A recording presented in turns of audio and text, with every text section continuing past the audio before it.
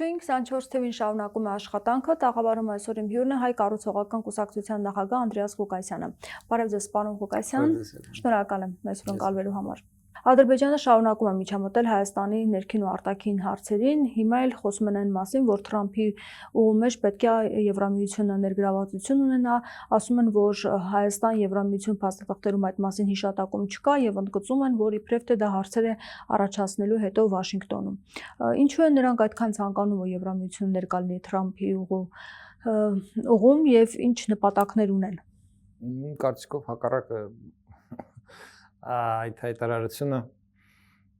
փորձում է ավելի շատ ԱՄՆ-ի ուշադրությունը դարձնել, որ Հայաստանի եւ Եվրամիության համագործակցությունը կարող է հակասել Հայաստանի եւ ԱՄՆ-ի համագործակցության։ Ըստ էության դրա մասին էր այդ, այսպես ասենք, ռեպլիկը, հա,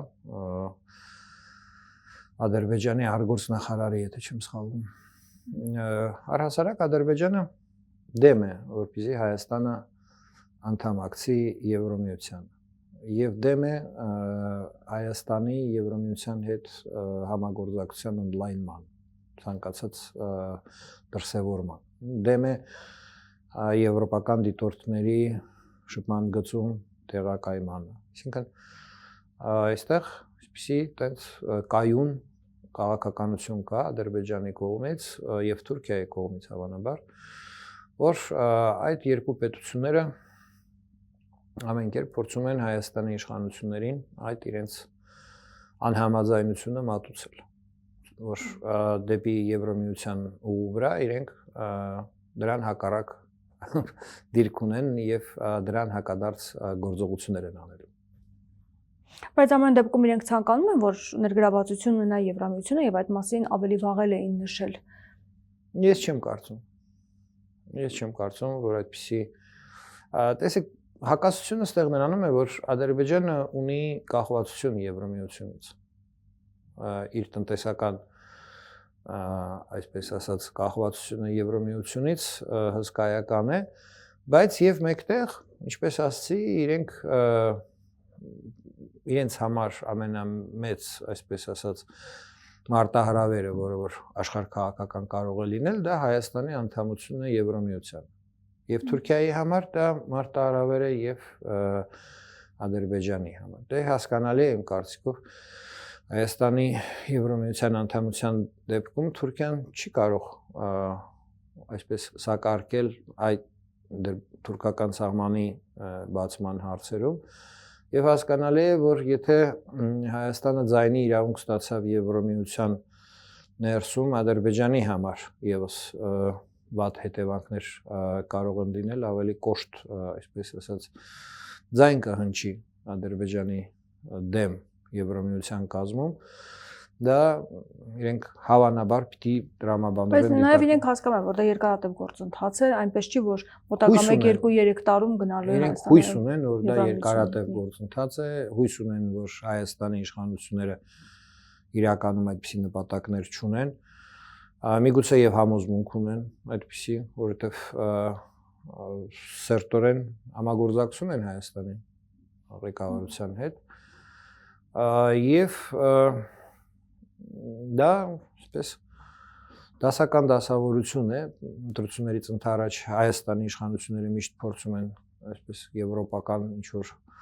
միտումներ ցուցաբերել։ Հիշում եք Սերժ Սարգսյանը ասոցիացիոն պայմանագիր էր ստորագրում։ Ժամանակ իհարկե Ադրբեջանը եւ Թուրքիան լռում էին եւ նման հայտարարություններով դեմ դուրս չէին գալի, բայց հիմա իրավիճակը այլ է, իրենք բացահայտ ներկայացնում են իրենց համաձայնությունը Հայաստանի Եվրամիության հետ ավելի ամուր կապերի կամ ուր մնաց անդամության հարցերում, պարզ, այսպես ասած, շահերի պատճառով, որ դեպքում իրենք զրկվում են Հայաստանի վրա ազդելու բոլոր լծակներից։ Իսկ Արարատ Միրզոյանի այցը Բրյուսել ինչ տպավորություն թողեց, ասացին, որ ընդլայնված համագործակցություն է, նախընտրական բլեֆ ընտրություններից ընդառաջ փորձ, այսպես ասած, կրկնել 13 թվականի սցենարը։ Կարծում եք շոշափելի փոփոխություններ չեն, օրինակ վիզաների ազատականացման մասին խոսվեց։ Դա եւս չի լինի Հայաստանի իշխանությունները Եվրոմիության անդամության որևէ ծրագիր չունեն։ Դե վիզաների ազատականացման մասին են դեռևս խոսում։ Ընդհանրապես չունեն, վաղուց վիզաների ազատականացման հարցը կարող էր կարգավորված լինել, լուծված լիներ, եւ եթե այն այսօր լուծված չի, դա ոչ թե Եվրոմիության պատճառով, այլ Հայաստանի պատճառով։ Չունի Հայաստանի այսօրվա իշխանությունը այդպիսի ծրագիր։ Ինքը չի կարող ունենալ այդպիսի ծրագիր, որովհետև իր ամբողջ, այսպես ասած, քաղաքական անցած ճանապարհով փոխկապակցված է Ռուսաստանի, Թուրքիայի եւ Ադրբեջանի հետ։ Եվրոմիությունը այդտեղ գործոն է, որին պետք է դիմադրել։ Ըստ բոլոր 3 թվարկած պետությունները այս կամ այն ձևով դիմադրում են եվրոպական 4 ծրագրերին աշխարհքաղաքական։ Հիմա հարմար պահ է ԱՄՆ-ն դիտարկել որպես գործընկեր այդ տեսակ պետություններին եւ դրա համար տեսնում ենք փորձում են կապել մեկը մեկի հետ։ Կարծում եք զուտ ընտրություններից առաջ արվում է ամեն ինչը։ Հայաստանում եվրոպական խաղակարգը խաղացվում է, մենք դա տեսել ենք, չէ՞։ Չենք տեսել։ Դա ինչ ազդեցություն կունենա հանրության վրա։ Ես եւ դուք դա տեսել ենք 13 թվականին։ Սեպտեմբերի 3-ը հիշում եք։ Դե բայց ժամանակներ են փոխվել, մարդկանց։ Այո, եւ այստեղ բանը այն է, որ ժամանակները փոխվում են, իսկ ձևերը մնում են նույնը։ Դա ազդեցություն կունենա մարդկանց ընտրության որոշման վրա։ Տեսեք, հարցումները ցույց են տալիս, որ վերջի հարցում International Republic Institute-ի, կարծում եմ մի քանի ամիս առաջ ցույց տվեց, որ հարցվածների 56%-ը պատրաստ են կողմ քվեարկել Հայաստանի ԵՄ անդամությանը, եթե հաջորդ կիրակի այդպիսի հանրաքվե լինի, այդպիսի հարցով, դա հաշվի են առնում եւ փորձում են, այսպես ֆոնդ ստեղծել, որ կառավարությունը ունի եվրոպական, այսպես ասած, միտումներ, բան եւ այլն, որպեսզի այդ դրամատրություն ունեցող ընտրողներին չկորցնեն։ Բայց ամեն դեպքում խոսում այն մասին հիմա, որ աջակցություն կա Փաշինյանին հենց Եվրամիության կողմից, որպեսզի նա վերընտրվի եւ դա է վկայում նաեւ աջակցություն ունեցել է Սերժ Սարգսյանը, Ռոբերտ Քոչարյանը, Լևոն Տեր-Պետրոսյանը, բոլորը ունեցել են աջակցություն։ Ինչ կա այդտեղ։ Այդ սովորական ստանդարտ է, այսպես ասած։ Ազդեցություն կարող են ունենալ ընտրությունների։ Դե իշխանությունները փորձում են միջոցառումներ, այնտեղ, հա, մի շարք միջոցառումներ բերել ընտրություններից ընդառաջ բան եւ այլն, այսինքն իրենց PR արշավների համար օգտագործել հնարավորինս այդ խաղակարգը։ Բայց այդպիսի քաղաքականության նպատակ չունեն։ Դա բլեֆ է։ Իմ համոզմունքը, որ դա բլեֆ է։ Հիմա Եվրամիություն գնալ ցանկացող իշխանությունը այնինչ իրականացնում է երկրի ներսում, որքանով է տեղավորվում ձեր պատկերացումների մեջ, որ Եվրամիություն ենք գնում։ Դուք որ ասացիք Եվրամիություն ցանկացող ճակերտների մեջ վերցրեցիք, չէ՞, մտքով։ Չգիտեմ, միգուցե որտեղ դուք հիմա միտքս շարունակում եք եւ ասում եք, որ այն ինչը որ ներքին կյանքում Հայաստանի կատարվում է, որքանով է համապատասխանում Եվրամիություն գնալու ցանկություններով հետ։ Իրավական պետության օրենքի գերակայունության սկզբունքներին, այդ արժեքներին, որի վրա հենված է եւ եվրոպական պետությունների քաղաքակրթությունը։ Հայաստանը այդ իր առօրյայի մեջ Հայաստանի իշխանությունները բացարձակապես այդպես չեն վարվում։ Իրենք դա մատուցում են մեզ ամեն օր։ Այսօր Փաշինյանը գրել է բռնությունը եկեղեցում պատարակից առաջ երկի օրներ կհնչի։ Դա ինչ է նշանակում։ Ինչ է դա նշանակում։ Սահմանադրության կոպիտ, չէ, խախտում է սահմանադրության անտեսում է, դա եկեղեցին սահմանադրությունից դուրս դնելու, չէ, փորձ է։ Նույնիսկ Թուրքիայի հանրապետությունում տենց միտք չի անցնում, էլի հայկական եկեղեցիներում պատարակից առաջ Թուրքիայի օրհներգը հնչեցնել, չէ՞։ Կամ Երուսալիմում Իսրայելը նույն գաղափարով, չէ, հանդես չի գալիս։ Դա տաբու է, ոչ մեկ չի անցնում այդ կարմիր գիծը։ Միայն Հայաստանում պիսի բան կարելի է լսել։ Դե Փաշինյանն է առաջարկում։ Դե դա էլ մեծ փեչատ է, որ իրականում Արարատ Միրզոյանը կապիտությունով է զբաղված Բրյուսելներում։ Փաստ է, վարչապետը պաշտոնով ավելի բարձր է, չէ՞, քան արգոսնախարարը։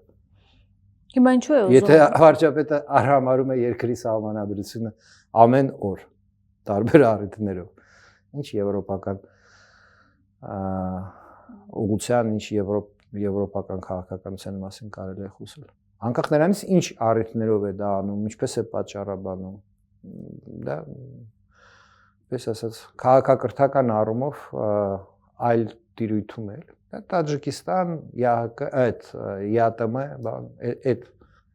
Բայց ես համար բացատրություն ունի ինչու է Փաշինյանը ուզում այդպիսի փոփոխությունների գնալ, հետո կանոնագիրքն է ուզում փոխել, այնտեղ կետեր է նշանակել, բարեվարկություն, արգելված է պաշտոնյաներին։ Այո, արգելված է։ Հիմա ինչ նպատակ ունի։ Արգելված է, բայց նա փաստորեն ուզում է անել այդ ամենը եւ անում է շատ բաներ։ Հավանաբար ունի պատճառներ, դրա մասին կիմանանք, բայց խնդիրը պարզ է, չէ՞։ Հսկողության տակ դնել եկեղեցին։ Պետությունը ուզում է եկեղեցին դնել, ստորադասել իր պետական քարոզչական հիմնարկ դարձնել։ Մենք ունենք ՊՕԱԿ, չէ՞։ Պետական ոչ առևտրային կազմակերպություն հանրային կապերի հետ համագործակցելու, թե ոնց որը զբաղված է քարոզչությամբ, պետական քաղաքականությունն է լուսաբանում տարբեր ԶԼՄ-ների միջոցով։ Ուզում են, որ եկեղեցին լինի այդպիսի ծրագրի, այսպես ասած, էությունը, եթե այսպես նայենք, ինչին պիտի հասնեն։ Կանոնագիրքը փոխեն, անեն, անեն։ Արդյունքում առաջանա պետական ոչ առևտրային կազմակերպություն հայ առաքելական եկեղեցի, որտեղ որ վարչապետը նշանակի ՊՕԱԿ սարքի։ Վարչապետը նշանակի կաթողիկոս հայ առաքելական եկեղեցին ունի Թուրքիայում։ Հավանաբար, եթե կա հայ առաքելական եկեղեցի Ադրբեջանում կամ եթե հիմա չգիտեմ եկեղեցիներ կան, բայց չեն գործածվում կամ գործածվում են ուրիշ դավանանքի այդ բանով, հա։ Բայց եթե լինի, այդպեսին կլինի Ադրբեջանում, այսինքն դա փան-թուրքական, այսպես ասենք, Թուրքիա-Ադրբեջան տրամաբանության մեջ տեղավորվող պես ժանր է դիտարկել հայ առաքելական եկեղեցին որպես պետությանը ենթարկվող քարոզչական մարմին։ Հիմա այս եկեղեցին ինչով էր իրենց խանգարում, որ այսպիսի կատաղի պայքար է մղվում կոնկրետ կաթողիկոսի դեմ եւ սրբազանների դեմ։ Կարծիքով ես դրա մասին ասել եմ մի վարկած, չի տարբեր վարկածներ կարող են լինել։ Առաջինը իհարկե ինչ որ աչքի են գնում վրեժ խնդրություն։ Այսինքն Բագրատ Սրբազանի սրբազան շարժումը դիտարկվեց որպես եկեղեցու վերնախավի կողմից քայլ, միջամտություն քաղաքական գործընթացների մեջ, պատասխան քայլ, ինչ պիտի լիներ, հասնել Արեգինբեի հրաժարականի եկեղեցին վերցնել։ Դուք ուզում եք իմ հրաժարականը, ես պահանջում եմ ձեր հրաժարականը, այս բանաձևն է։ Բայց նա կալանավորել է։ Այդքանով վրեժը չի անցել Փաշինյանը։ Դե փաստորեն չի անցել։ Երկրորդ, այսպես ասած, վարկածը, որ կա, շրջանառվում է, որ դա իսկապես դրական ֆոն է ստեղծում Արարատ Միրզոյանի համար, Փաշինյանի համար, այդ Ռուբեն Ռուբենյանի համար, իրենց թուրք եւ ադրբեջանցի գոլեգաների հետ, գործընկերների հետ շփվելուց, որովհետեւ ստացվում է, որ իրենք նույն արժեքային դաշտում են գտնվում եւ Թուրքիայի Հանրապետության վերնախավի ներկայացուցիչները եւ Ադրբեջանի ներկայացուցիչները պետական բազմից ասել են, որ հայ առաքելական եկեղեցին իրենց թիվ 1 թշնամին է։ Երբ որ հայ առաքելական եկեղեցին նաեւ թիվ 1 թշնամին է Հայաստանի կառավարության համար, դա դառնում է, չէ, պլատֆորմ, սոլիդար են, սոլիդարության, միջազգային սոլիդարության, այսպես ասած, ճակատա հայ առաքելական եկեղեցու դեմ գործում եւ սա երկրորդ վարկածն է, որ սա արտաքին պատվեր է, որը որ դրական ֆոն է ստեղծում, այդ ձեր այն առաջի հարցի պատասխանը, որտեղ է տեսնում Նիկոլ Փաշինյանը Հայաստանը։ Ոչ թե Եվրոմիությունում, այլ Թուրքիայի եւ Ադրբեջանի հետ այսպես սերտորեն փոխկապակցված պետության կարգավիճակով, էլի իհարկե Ռուսաստանի բարձր հովանու ներքո։ Այս այսպես ասած վարկածը նույնպես իրավունք ունի։ Բայց ամեն դեպքում Ռուսաստանը քննադատում է եկեղեցու դեմ գործողությունները եւ դա եւս առիթ է դառնում իրենց կողմից, որ ասեն ինչ գործ ունի Ռուսաստանը, ասի թե մենք ինչ անենք եկեղեցում, ինչ չանենք։ Դա էլ չէ, կան հերթապահ, այսպես ասած հայտարարություններ եւ իրականում գործնական տեսեք շատ են ասում Հայաստանը կախված է Ռուսաստանից տնտեսապես։ Բա որ կախված է, այդ ո՞նց է։ Եթե Ռուսաստանը իսկապես մտահոգված լիներ Արցախի իշխանությունների ճակատագրով, մտահոգված լիներ այդ Սամվել Կարապետյանի ճակատագրով հայ առաքելական եկեղեցու հոգևորական առաջնորդների ճակատագրով այդ տնտեսական կախվածությունները լծակ չէ, որով վախեցնում են, չէ, ասում են, Հայաստանը տնտեսապես Ռուսաստանը կարող է մի կոճակի բանով վախի չի անում։ Ուրեմն այդ բոլոր բաները այդքան էլ Ռուսաստանին Ես ասած ավելի չափազանցեցնում են այստեղից հետաքրքիր չեն, հա Ռուսաստանի միջամտությունը կամ ինչու կամ չափազանցնում են կախվածությունը Հայաստանի Ռուսաստանից կամ էլ այսպես ասած չափազանցնում են նշանակությունը Ռուսաստանի համար այն ինչ որ կատարվում է Նիկոլ Փաշինյանը Ռուսաստանի համար սիրելի հարազատ մի այնպիսի քաղաքական գործիչ է որը որ երկրորդը չկա Հայաստանում Ինչքան էլ ռուսամետ քաղաքական ուժերը իրենց այսպես ասած առավոտվանից իրիկուն Պուտինի երթվեն միևնույնն է Նիկոլ Փաշինյանին չեն հասնի Նիկոլ Փաշինյանը առևտրաշրջանառությունը թագավորը այդ տիրույթում անկախ նրանից ռուսական ԶԼՄ-ներում իր մասին ինչ են խոսում եւ ինքը այնպիսի ծառայություններ է մատուցել Ռուսաստանի Դաշնությանը որ ոչ ոք Հայաստանում չէր կարա մատուցել Հիմա ինչ եք կարծում, այն ինչ տեղի ունենում եկեղեցում 10 եպիսկոպոսներ փաստացի։ Ես ներողություն երրորդ վարկածը չասեցի։ Երրորդ վարկածը կապում են ընտրությունների հետ, որովհետև գիտեք, դե ցանկացած հասարակության մեջ կա հավատացյալ որոշ բնակչության որոշ տոկոս, հա, քաղաքացիների որոշ տոկոսը հավատացյալ այսպես հավատքի մեջ լինել եւ հավատացյալ լինել տարբեր աստիճանի ակտիվ կապը հայ նկատի ունեմ եկեղեցու հետ կամար հասարակ կրոնական կազմակերպությունների հետ Հայաստանում եւս կա ինչ որ կոնկրետ թիվ կառավարությունը գիտի այդ թիվը հավատացյալների թիվ հավատացյալները բաշխված են ըստ տարբեր կրոնական կազմակերպությունների երևի զգալի մասը հայ առաքելական եկեղեցու շուրջն են համախմբված բայց եւ կան այլ չէ աղանդներ, կան կրոններ, ինչ որ ուրիշ դավանանքներ եւ այլն եւ ընտրություններից ընդառաջ էսպիսի արշավ հիմք է տալիս ենթադրել որ այդ ընտրողներին ովքեր որ այսպես հայ առաքելական եկեղեցուց դուրս հավատացյալներ են իրենց կրոնական կազմակերպություններին ենթարկվում են դա որպես ընտրողներ շատ խոցելի հատված է, որովհետև իրենք ենթարկվում են իրենց հոգևոր առաջնորդների հրահանգներին եւ պետությանը միշտ ճիշտ է լինում նման խմբերի հետ աշխատել, բավական է առաջնորդների հետ գտնել ընդհանուր հա տարբերակ բանակցել, որպեսզի այդ ամբողջ խումբը այդպես քվեարկի կամ ինչ որ մի քաղաքական գործունեություն անի, որը որ անհրաժեշտ է իշխող ուժին Այսինքն երրորդ վարկածը դա այսպես բարձրացնենք աղանդավորներին Մտածում եմ նրանք կմիանան եկեղեցին բայց ավետարանչական եկեղեցու բերել ընտրա տեղամաս որպեսզի իրենք քվեարկեն ԿՊ-ին Հիմա եթե դուք հետևում եք բոլոր այդ հարցումները նաև այդ որ ես կոչեցի իրենք վկայում են որ էապես նվազել է վստահությունը իշխող ուժի նկատմամբ Իդեպ այդ դեպարտամենտի պատվերով International Republic Institute-ի արվող հարցումները իրենք նաև աշխարհքաղաքական, այսպես ասած, գործիք են։ Հայաստանում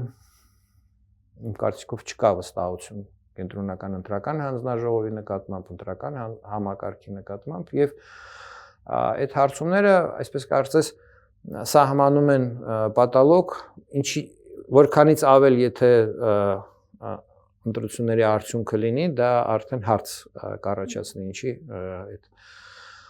հարցումներում, որին որ ԱՄՆ-ն վստահում է պաշտոնյաները, հա, պաշտոնական պետական մարմինները ԱՄՆ-ի մի բան են ցույց տալի, իսկ քվեաթուփից ուրիշ բան է դուրս գալի։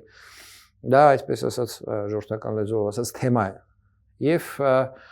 Ես նկատում եմ, որ իշխանությունները փորձում են բալանսավորել, որ մնալ այդ ցուցանիշների մեջ, ինչը որ International Republic Institute-ի հարցումները իրենց տալիս են,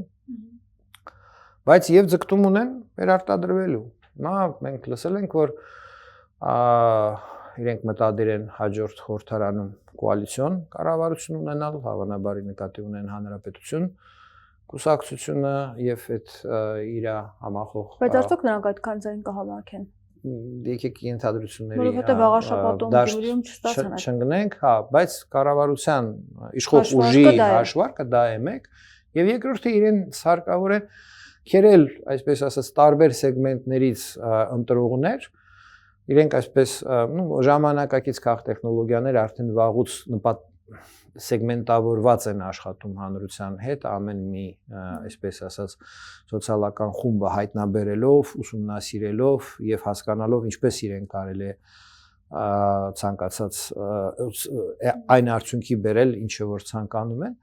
Այստեղ ինձ թվում է աղանդավորները հաշվարկի մեջ են եւ իրենք կարող են այն մի քանի լրացուցիչ ավել տոկոսը կազմեն ընտրությունների ժամանակ, որը որ հարկավոր է այդ 50+1 շեմը անցնելու համար կոալիցիոն, այսպես ասած, խմբով, այդ հանրապետություն կուսակցության հետ միասին, որովհետեւ դուք ճիշտ եք նկատել, այո, հանրապետություն կուսակցությունը բուքսավատ է անում, հա, այսպես ժողովրդական լեզվով ասած իշխող ուժը նույնպես այդ շեմը արդեն վաղուց 50+1 հա չի անցնում դե պիտի դեպքում այսպիսի բաների վրա հույսը դնեն ինչ սեգմենտներ լրացուցիչ կարելի է կպցնել բերել եւ հիմա ամենահարմարը եկեղեցին էր թիրախում թիրախավորելը ես դա ամենա այսպես ասած հեշտ մոբիլիզացվող ընտրողներն են հավատացյալները իրենց համար մեծ հեղինակություն են իրենց հոգևոր առաջնորդները, ինչպես որ ասում են, այսպես քվեարկեք, պես էլ իրենք քվեարկում են։ Հիմա այս պայքարը եթե այդ տեսակետից նայեք, եկեղեցու վերնախավի դեմ գործողությունները ըստ իշխող ուժի պիտի թույլատնեն ազդեցությունը հավատացյալների շրջանակի վրա, չէ՞, տեսնում եք վարկաբեկում են այդ հոգևորականներին եւ այլն, ինչ են դա անում, որպեսզի այդ հեղինակությունը, այդ կապը քանդեն, խառնաշփոթ ստեղծեն մարդկանց գիտակցության մեջ եւ խզեն այդ ենթարկված վիճակը հավատացյալների հայ-առաքելական եկեղեցու իր հոգևոր վերնախավից։ Ենթադրում եմ, որ դիտարկում են հայ-առաքելական եկեղեցու վերնախավը որպես Ռոբերտ Քոչարյանի պոտենցիալ էլեկտորատ եւ նման քայլերով ուզում են այդ էլեկտորատը, այսպես ասած, կազմաքանդել։ Ինչու Քոչարյանի։ Դե իմ կարծիքով այդպես են դիտարկում։ Ես չեմ կարծում, որ իշխող ուժը Սերժ Սարգսյանին եւ հանրապետական կուսակցությունը դիտարկում է որպես գլխավոր օպոնենտ, այսինքն հիմա տեսեք մի կողմից եթե այսպես ասենք, այսօր Հայաստանում առնվազն ես տեսնում եմ երկու նախընտրական ծրագիր։ Իշխող ուժի նախընտրական ծրագիրը Չորրորդ հանրապետություն անցկացնել հանրապետություն կուսակցությունը որպես կոալիցիոն պարտներ եւ պահպանել հանրապետական կուսակցությունը որպես ընդդիմություն խորհրդարանում։ Ռոբերտ Քոչարյանի ծրագիրը Սամվել Կարապետյանի մեր ձևով, հա, կուսակցության կամ քաղաքական ուժի հələ դեռ կուսակցությունը գրանցված չէ գրանցված այդ շարժումը հա պիտի ձևակերպի կուսակցության այդ պարտներով վերցնել խորհրդարանում զգալի մաս կամ հաղթել կամ դառնալ միասեռ ընդդիմություն։ Մենք տեսանք այս 5 տարվա ընթացքում ինչքան այսպես ասած հակասական դրություններ էին ստեղծվում խորհրդարանի ընդդիմության այդ երկու բևեռների միջև, հա, Հայաստան դաշինքի եւ պատիվ ունեմ դաշինքի միջև։ Ոնց որ թե հարթ չէր։ Մի կողմից փորձում էին միասնական ճակատով հանդես գալ նույն այդ սրբազան շարժման ժամանակ, բայց ոնց որ թե եւ զուգահեռ միշտ ինչ որ հակասություններ էին ի հայտ գալի եւ դրա գագաթնակետը այդ իմպիչմենտի շուրջ պորտապարեր այլ կերպ անհնար է դա անվանել impeachment-ի շուրջ պորտապարերը բացահայտեցին այդ հակասությունները կամ անհամաձայնությունը։ Դրա համաբանական է, որ Ռոբերտ Քոչարյանն ուզում է խորհրդարանում տեսնել ավելի վստահելի, ավելի այսպես ասած գործընկեր եւ Սամվել Կարապետյանը հավանաբար այդ քաղաքական դերը կարող էր ունենալ։ Իշխող ուժը տեսնում ենք, որ այդ ամբողջ ջանքերը գործադրում է Սամվել Կարապետյանի դեմ, իր համախոհների դեմ եւ Արաքելական եկեղեցու դեմ, հավանաբար ի թիվս այլ ծրագրային խնդիրների, ինչպես թույլատրել Քոչարյանի հնարավոր Հիմա ինչ շանսեր ունի քաղաքացիական պայմանագիրը եւ արդյոք հանրապետություն կուսակցությունը իսկապես կարող է աջակցել իրենց։ Իրենք հաշվառ կանոն են այդպես, բայց ունի այդքան ուժ։ Ասել, բայց հիմա դա այլ ուժեր կմիանան ամեն դեպքում։ Ենթադրություններ չէ, պիտի անենք, sense մատուցոտ քաշեն կամ ինչ-որ բան կամ ցանկությունները ներկայացնենք, որ հաշվարկի համար, վերլուծության համար նյութ դեռ չկա։ Մենք կարող ենք ասել, որ այսինքն հանրապետությունը կուսակցությունը դեռ, այսպես ասած, չի ցուցաբերում ռեսուրս շեմա 5%-անոց շեմա անցնելու թիմ ընտրություններում եւ այլն եւ այլն։ Այսինքն իշխանության համար դա խնդիր է հավանաբար, իրենք պիտի գտնեն ձև ինչպես բարձրացնեն հանրապետություն կուսակցության բանը, այդ թվում դա ձեր ասած այդ Բրյուսելներ, եվրոպական դրոշը տվել են Արմեն Սարգսյանի ձեռքը, ինքը հիմա այդ դրոշը ծածանելով պիտի այդ 56%-ի վրա Արամ Սարգսյան ներողություն աշխատի, փորձի իրենց համախմբել հանրապետություն կուսակցության շարքերում։ Ну, եթե ոչ շարքերում, ապա շուրջը մոբիլիզացնել, էլի։ Պատասխանատու խնդիր է ընտրությունների իշխանությունների համար եւ իրենք բնականաբար ունեն ծրագրեր, հաշվարկներ, արել են հետազոտություններ, անում են անընդհատ հետազոտություններ հասարակական կարծիքի, ուղղորդում են ԶԼՄ-ներին հասարակական կարծիք ձևավորելու, ստեղծում են իրադարձություններ որոշակի, որոնք որ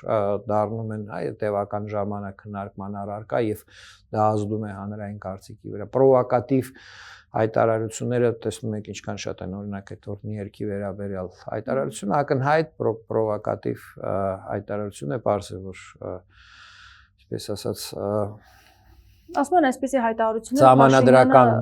սահմանափակումները թույլ չեն տալիս նման ծրագրերին առհասարակ։ Դա հաշվի չի առնվում իշխող։ Դա հաշվի առնվում է, բայց տեսեք անհրաժեշտ։ Դա այդ ամբողջ չէ, այդքան միամիտ չի Նիկոլ Փաշինյանը եւ իր քաղտեխնոլոգների թիմը։ Դա արվում է սադրելու համար, հանրային կարծիք ձևավորելու։ Արդյոք այս ամեն ինչը նաեւ Փաշինյանն ասում է, որպեսզի եկեղեցու ներսում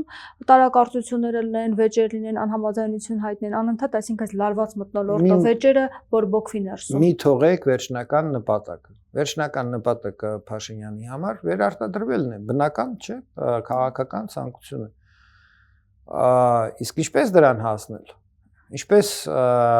դա անել 5 տարի առաջ խնդիր չէր ԿՊ-ի համար, ունեն վստահության մեծ պաշար։ Հիմա չունեն։ Պիտի գտնեն ինչ-որ պես կրեատիվ, ճակերտների մեջ վերցնեմ, որովհետև այդ կրեատիվը ժանրի տեսակետից այսպես շատ ցածր որակ է, որպես քաղաքական շոու են ինչ որ մատուցվում է այսօր հանրությանը, շատ ցածր որակ սիրիալ է, էլի, շատ ցածր որակ շոու է եւ ուղղված է հենց այդ շերտերին, էլի, հանրության։ Գիտակից մարդիկ այդ ամեն ինչի վրա չեն տրվում եւ նման եղանակով մարդկանց կերտ եւ գիտակից մարդկանց վրա չես կարող ազդես։ Բայց ցածր գիտակցություն ունեցող, ցածր կրթական ցենզ ունեցող մարդկանց համար դա դառնում է մեծ, այսպես ասած, ազդեցության գործոն եւ իրենք այդ սերիալի տակ մնում են տևական ժամանակ, ռեժիսորները գիտեն որտեղ են բերելու այդ վերջի սերիան որտեղ է լինելու, հավանաբար այդ քվեարկության օրը եւ դա ամեն ինչը այսպես ասած։ Փաշինյանը փրկիչ է, որը ուզում է փրկել եկեղեցին։ Ուզում է փրկել հայ ժողովուրդը, բան եւ այլն։ Այդ սախ չէ, այդպես ինչ որ կերպարներ են իրականությունից հեռու, լուրջ քաղաքականությունից հեռու, քաղաքական մշակույթից հեռու, արեսպելական, հա, սենց ինչ որ մթնոլորտ է ստեղծվում, տրամաբանություն է ստեղծվում, եւ ինքը Նիկոլ Փաշինյանը երբ որ շարքային պալատական ընդդիմադիր էր, զբաղված էր, հա, այդ ընտրությունների լեգիտիմացումով, իմ կարծիքով, իմ համոզմամբ այդ 14, 15, 16 թվականներին դա էր գլխավոր գործառույթը քաղաքացիական պայմանագրի փեչատ դնել ընտրությունների վրա, որ ընտրությունները Հայաստանում անցնում են լավ։ Հիմա իրենց այսպես ասած խնդիրը այսօրվա այսպես ասած օրակարգը տեսնում ենք բոլորս, դա այդ ամեն ինչ։ Դե բայց պեչատի է դրել, անընդհատ ասում է թե Հրազդանում դրել է պեչատ, հիմա որ հետ վերցնեք, գնաք չէ, միշտ ասում իրենք է եկել են արդար թափանցիկ կտրություններ, դուք եք մեղավոր, որ փող եք վերցրել, սիրելի քաղաքացիներ, անդրական հանձնաժողովները նորմալ են աշխատել, հրազդանի ընտրություններում այդպես չէր ասում։ Մենք ընդունում ենք, ճանաչում ենք արդյունքները։ Հիմա ամեն դեպքում Փաշինյանին որոշ բաներ հաջողվել է եւ 10 եպիսկոպոս առանձնացել են, պահանջում է վեհապարի հեռացումը, ասում են մինչև 10 եպիսկոպոս առանձնացված էին են գլխից։ Մեր մեջ ասած։ Մենք ունենք չէ, տենց պատկեր, որ եկեղեցին բան ինքը ապրում անդեղ իր կյանքով, բայց ինչ Կճոյանը առանձնացված չէր։ Ով որ եկեղեցու կյանքի, ներքին կյանքին տեղյակ է, բոլորը գիտեն, որ այդ 10 եպիսկոպոսները միշտ եղել են ընդդիմություն։ Բայց նրանց թիվը կավելանա, այսինքն այն ծրագիրը, որ դրված է, կհաջողվի Փաշինյանին իրագործել։ Ոնց եմ ես ցանկանում։ Ես ցանկանում եմ, որ տապալվի։ Բայց դուք ինչ եք տեսնում, իսկապես արդեն իսկ հասել է որոշ բաների, թե դա ոչինչ է, ինչպես դուք եք ասում, առանձնացված է։ Ես ինչի մատնանշեցի, չէ՞, տեսեք, մեդիայի տեսակետից երևում է 10 եպիսկոպոս ի հայտ եկան ընդդիմություն, բայց նորից եմ ասում, եկեղեցու ներքին կյանքին ծանոթ մարդիկ գիտեն, որ այդ 10 եպիսկոպոսները միշտ էլ եղել են վեղապարին ընդդիմություն, չէ՞, որովհետև դա էլ չէ, իր պատմություն, օրինաչափություն ունի, ինչպես է ձևավորվում հոգևոր առաջնորդությունը, տարբեր փուլեր ունի, տարբեր, այսպես ասած, խմբեր կան շահերով տարբեր եւ այլն։ Դա բնական է, չէ՞, մեծ կոլեկտիվ է, խոմ չեն կարա այդ Վլադիմիր Պուտինի ժողովների նման, որ մեկ խոսում է, սաղ այսպես չորացած նստած լսում նայում են նույնիսկ սովետական միությունում, չէ, այդ ստանդարտը չկար, որը որ այսօր Ռուսաստանի Դաշնությունը մատուցում է։ Պես խոմ չի կյանքում։ Բայց այդ 10 եպիսկոպոսները մի քանի ամիս առաջ այլ բան էին ասում են, որ այս պայքարը վեհապարի դեմ է, եկեղեցու դեմ է, ոչ թե վեհապարի Փաշազադեի հրահանգն է, եւ այլն, հետո հանկարծ այդ նույն մարդիկ ասացին, որ պետք է վեհապարը հեռանա։ Այնտեղ ոչ մի ինտրիգ ես չեմ տեսնում։ Որևէ Բայց ամեն դեպքում կանգ չի առնում Փաշինյանը եւ ասում է, որ պետք է իրագործել այդ ծրագիրը։ Իհարկե, մինչև ընտրություններ, մինչև ինքը, այսպես ասած, արդյունքը չգրանցի, այդ Դե միգուցե մինչև ընտրություններ արդյունքներ գրանցին եւ եկեղեցում։ Տեսեք, վարչապետ մարդը չի կարա ուրիշ խնդիր չունի այսօր։ Ունի մի խնդիր, պաշտոնը պահել, չէ՞։ Հիմա ցանկացած մարդ, որ մեզ դիտում է, հասկանում է, որ Փաշինյանը պաշտոնից, չէ, սենց բռնված է խի։ Էդ էլ բոլորը հասկանում են, չէ՞, խիա բռնված։ Երևի։ Դե, այո։ Բայց եկեղեցին, որ այդքան իր համար այպես վտանգ է ներկայացնում, ոչ մի նշանակություն չունի, ինքը թքած ունի եկեղեցու վրա սաղ կյանք թքած ունեցել իմ կարծիքով։ Իր համար նշանակություն ունի պաշտոնը պահել։ Հիմա եթե դրա համար պետք է ամեն կիրակի այսպես գնալ այդ աղմաղ վիճակով այդ պատարակների մեջ մասնակցել, որոնք պատարակել չեն, չէ՞, ինչ է։ Այդ պատարակ էր, հա, 7 վերք եկեղեցում ինչ որ մատուցել են։ Դա պատարակ է։ Դա պատարակ չի։ Դա պատարակի նմանեցված ինչ որ միջոցառում է, որը որ ընդ ոստիկանությունով պատարակ են անում։ Հա, անում են։ Խնդում եք, բայց դա չէ, հիմա էլ չեն անում։ Փաշինյանն անում է։ Դա fake, ես դրա համար եմ ասում, առասպելական, չէ, դա քաղաքական գործողություն է, ոչ։ Դա ինչ գործող, դա շոու է ինչ որ, որտեղ եկեղեցին որպես ֆոն է եւ այլն, որովհետեւ նորից ուզում եմ ամփոփեմ ասածս, եկեք նայենք նպատակին, մարդուն հետաքրքիր է իր պաշտոնը պահել, ցանկացած գնով։ Եթե պետք է 100 հատ եպիսկոպոսի գլխով անցնել տրորել այդ մարդկանց, ինքը դա անելու է, եթե պետք է 5000 մարդ զոհվի դրա համար, ինքը դա անելու է։ Բայց ասել է, որ այսօր առավոտյան է գրել, որ բռնությունը տեղ չունի Հայաստանի Հանրապետությունում եւ բռնություն անողները պետք է բացահայտվեն եւ պատժվեն։ Պետք է բացահայտվեն եւ պատժվեն, դա Սերժ Սարգսյանն էլ էր կարծեմ թե ասում այն ժամանակ, բայց դա ինչ կապ ունի ու ինչի ասում։ Կարա հակառակը ասի։ Կարա ասի, որ բռնությունը տեղ ունի Հայաստանում եւ մենք պիտի սաղին ծեծենք ամեն օր դիմադիրներին։ Ով կարա այդպես բան ասի։ Այդ սովորական Այսինքն գրում շարքային եմ մեկ այլ բան, անում եմ մեկ այլ բան։ հայտարարություններ են, անում են ինչ որ անհրաժեշտ է, ասում են ինչ որ անհրաժեշտ է։ Ինչ որ միտեղից երևի Տարարատ Միրզոյանը զանգեց, ասաց շատ վատ է վիճակը, մեզ կլիզմա են անում, դրա համար տենց էլա արտահայտություն արեց, չէ, я не такая, я жду трамвая, չէ, եւ այլն հաջորդ օրը տենում ենք նույն բանը տեղի ա ունենում։ Եվ այլն քանի կոպեկ արժեք ունեն այդ խոսքերը։ Կամ ինչ ես գիտեի որ դուք հիմա այդ բանը հարվածել նրան։ Ու դրանից հետո էլ ոչ մեկին չենք հարվածել, էտեր, հա Նիկոլay ասած։ Բայց պետք է բացահայտվեն նրանք եւ իրավապահների Ուրջ եք ասում։ Գնահատանքին արժանանան։ Այո։ Ավելի կարևոր հանցագործություններ են կատարելու, որոնք չեն բացահայտվելու, չեն բացահայտվում, դա պետք չի կամ ոնց կարելի է դասակարգել, այս հանցագործությունները պետք է կամ պետք առաջնային է առաջ։ Չէ, դա սա հենց այնպես խոսակցություններ են։ Կարևոր խնդիրը հետեւյալն է եւ ամբողջ աշխարհը ուշադրությամբ նայում է այս բանին, հայ ժողովուրդը այս, այսպես ասած, մղձավանջից դուրս կգա թե չէ։ Փաշինյանը շատ աշխատասեր, շատ էներգետիկ անձնավորություն է, ինքը իր, այսպես ասած, մի րոպե չի դադարում էներգիայով, հասարակությունը, քաղաքական համակարգը, պետությունը լարված է պահելու այնքան ժամանակ, մինչև կարա, մինչև վերջի պահ։ Եվ ամեն ինչից որ կարելի է, այսպես ասած, նախընտրական էս փուլում օգուտ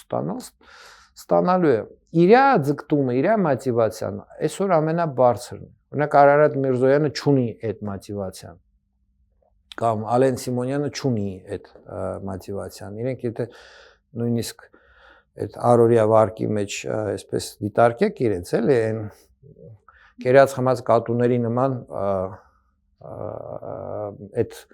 ավելի հանգիստ կեցվածքով են։ Իսկ Փաշինյանը լարված է նպատակա ուղղված է,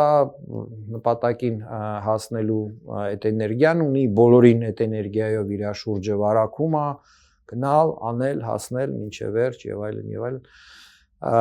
Հասել է արդեն նրան, որ Աբրամյանը, հա, վերջերս ես տեսա իր այդ Արավոտ թերթի խմբագիրը դիմումը ոստիկաններին եւ մյուս այդ պետական բաներին, որ այդ էներգետիկ ազդեցությունների տակ ընդունվող որոշումները, նո նոպաներ ինքը դա անվանեց եւ այլն, մի ընդունեք, հա, այդպես ենթարկված դիրք եւ կատարեք, ամոթ է դա սիրուն չի, բայց հիմա ով է նայում սիրուն չի, բոլորը պիտի այսպես քանի դեռ այս վիճակը կա, տանեն ամենածանր դրության մեջ պետական աշխատակիցներն են, իրավապահ մարմինների աշխատակիցներն են, ուժային կառույցների աշխատակիցներն են, ամենամեծ բեռը այսօր հայ ժողովուրդ։ Իրենք ամենաինֆորմացված են եւ այսպես հակասությունները բոլորից շատ տեսնողն են, էլի։ Իհարկե մյուս պետական սեկտորները այս բոլոր թվարկած քաղաքական բաները Արամ Սարգսյանին 1000 տարի պետք է այդպես ինչ որ շատ ջանքեր գործադրել, ինչա ԿՊ-ն կլինի իշխանություն, չի լինի իշխանություն մեծ հաշվով, ինքը կայացած մարդ է, լուրջ, հա, ինչպես ասած, քաղաքական բեքգրաունդ ունեցող, բայց այսօր ինքն էլ չէ, պիտի ինչ որ աշխուժ գործի եւ այլն, բոլորը պիտի աշխատեն այդ նպատակի համար։ Երբ որ ԿՊ-ի մոտ կար ընտրություն, ինչ անել, մուկը ծակը չի մտնում, ցախավելը պոչինա կպցնում, հա։ Ընտրել այնպիսի տեխնացու ընտրություններում, որը որ կանցնի, ում վրա այդ բեռը Նիկոլ Փաշինյանի բացասական բաների չկա։ Չէ՞։ Իրենք ընտրեցին կուսակցությունում, չգիտեմ, միաձայն թե ինչպես ճակատագրական որոշում, որ գնալու են Փաշինյանի առաջնորդությամբ։ Դրանից բխում է արդեն այս մնացածը, որ առաջի հերթին իրենք են դարված լինելու, քանի գնալու է սրվելու են կոնֆլիկտները, չի բացառվում, որ եւ որտեվ երբ որ հնչում են այդ խոսքերը, որ բռնություն, բան եւ այլն, դա հենց երբ որ արյան հոտ է գալի, երբ որ հակասությունները այնքան սուր են, չէ, եւ մյուս նախապես դա ասում են, որ հետո как бы մեր պատից չի եւ մենք չենք եւ այլ մենք կողմ ենք խաղաղ բան եւ այլն չնայած ամեն օր որտեղ պետքա բռնություն գործադրում ենք, բայց դա մեզ թույլատրված է, մենք պետություն ենք, լիցենզիա ունենք մարդ ծեծելու անպատիժ մնալու, իսկ դուք չունեք։ Եթե փորձեք նման ձևով պատասխանել, այնա բանտը ձեզ համար նույնիսկ բերանը բացում են, էմոցիա են արտահայտում, որ այ բան ու գնում են միանգամից, չէ, դատարան բան, սաղ այդ կոնվեյերը աշխատում է ամեն շաբաթ ինչ որ մեկը այդ մեքենայի տակ ընկնում է պետական, հա, այդ սադրիչ կամ ինչ որ կոչեր, մոչեր, բան, այս տեսակի մեղադրանքներով քրեական գործերը շատ են հիմա դարել Հայաստանում։ Մտադրությունների համար են մարդկանց սկսել քրեական հետապնդել։ Այսինքն, այս պայքարը լուրջ է, այս պայքարը ծանր է, այս պայքարը հետևանքներով լի է։ Եթե հարցնել սխալը որտեղ է, սխալը Նիկոլ Փաշինյանի առաջադրման որոշման մեջ է, սա հանրապետությունը հիմա պիտի դրանից տառապի եւ չընտրվելու դեպքում մեծ տրագեդիա է լինելու, Փաշինյանի ընտրվելու դեպքում ավելի մեծ տրագեդիա է լինելու, այսինքն այս ժողովրդի համար հիմա շատ այսպես բարդ հոգեբանական անելանելի իրավիճակ է։ Դա խանգարում է մարդկանց բիզնեսին, մարդկանց առօրյա կյանքին, ազդում է մարդկանց առողջության վրա, միլիոն տեսակի բացասական հետևանքներ հայ ժողովրդի համար այս ժամանակա դրական ոչ մի բան ես չեմ տեսնում այս ամեն ինչից։ Շնորհակալ եմ զրույցի համար։ Ես եմ շնորհակալ։ Զրուցակիցս Հայ կառուցողական կուսակցության նախագահ Անդրեաս Ղուկասյանն էր։ Շարունակեք մեզ հետևել, կհանդիպենք։